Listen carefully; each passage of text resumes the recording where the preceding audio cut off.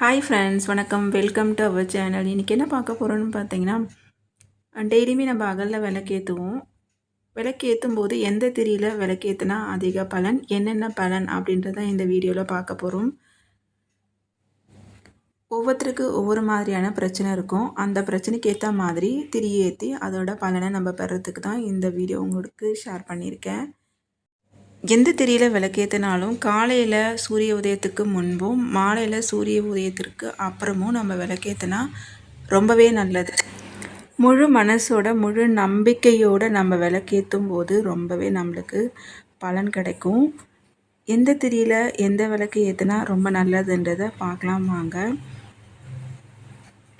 First பார்க்க போது வாழைத்தண்டு திரி. இது பார்த்திங்கன்னா வாழைத்தண்டை நல்லா வெயிலில் காய வச்சு அதிலிருந்து வர அந்த தண்டை வந்துட்டு நல்லா திரியாக திரித்து நம்ம விளக்கேற்றும் போது பார்த்திங்கன்னா முன்னோர்கள் சாபம் இருந்தால் விலகும். இன்னொன்று பார்த்திங்கன்னா தெய்வ குற்றங்கள் ஏதாவது இருந்தாலுமே விலகும்.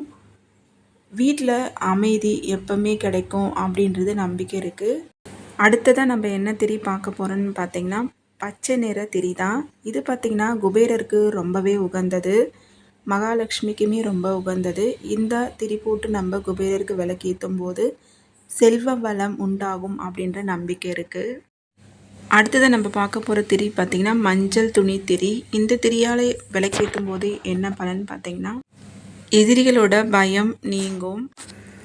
உடல்நல குறைவு ஏதாவது தொடர்ந்து இருந்தால் இந்த விளக்கேற்றும் போது தீரும் அப்படின்றதும் நம்பிக்கை இருக்குது.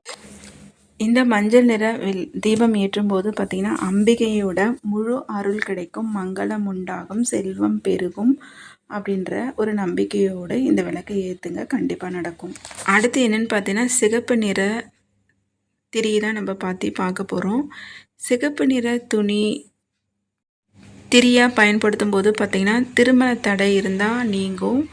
இன்னொன்று பார்த்திங்கன்னா குழந்தை பேர் இல்லாதவங்களுக்கு குழந்தை பாக்கியம் கிடைக்கும் அப்படின்ற நம்பிக்கையும் இருக்குது. அடுத்ததாக என்ன பார்க்க போகிறோன்னு பார்த்திங்கன்னா பஞ்சத்திரி. பஞ்சத்திரியில் நீங்கள் விளக்கேற்றும் போது தெய்வ குற்றம் இருந்தால் அது நீங்கும். இன்னொன்று பார்த்திங்கன்னா பித்ருக்கள் சாபம் இருந்தால் அதுவும் பார்த்திங்கன்னா வம்சவழி பிரச்சனை இருந்தால் அதுவுமே நீங்கும் அப்படின்றது நம்பிக்கை இருக்குது.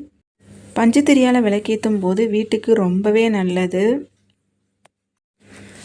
அடுத்ததாக நம்ம பார்க்க போகிற திரி என்னென்னு பார்த்தீங்கன்னா தாமரை தண்டு திரி தான். தாமரை பூ தண்டின் உட்பகுதியில் உள்ள வெண்மை கலந்த ஒரு பகுதி இருக்கும், அதுவும் தாமரை தண்டையும் ரெண்டையும் சேர்த்து வெயிலில் காய வச்சு நம்ம திரியாக பயன்படுத்தி விளக்கேற்றும் போது பார்த்திங்கன்னா முன்பிறவி பாவங்கள் அகலும், செல்வ சுபிக்ஷமும் உண்டாகும் அப்படின்ற நம்பிக்கை இருக்குது.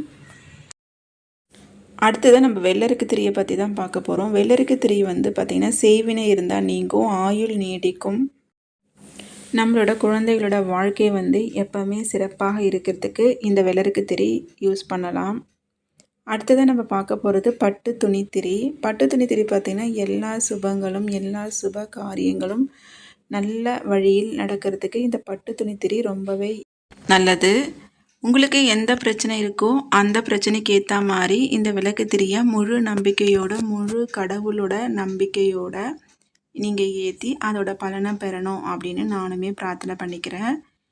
உங்களுக்கு இந்த வீடியோ பிடிச்சிருக்கும்னு நினைக்கிறேன். இந்த வீடியோ பிடிச்சினா வீடியோக்கு ஒரு லைக் கொடுங்க. சேனலை ஃபஸ்ட் டைம் பார்க்குறீங்கன்னா சப்ஸ்கிரைப் பண்ணிக்கோங்க. பாய், இன்னொரு வீடியோவில் பார்க்கலாம்.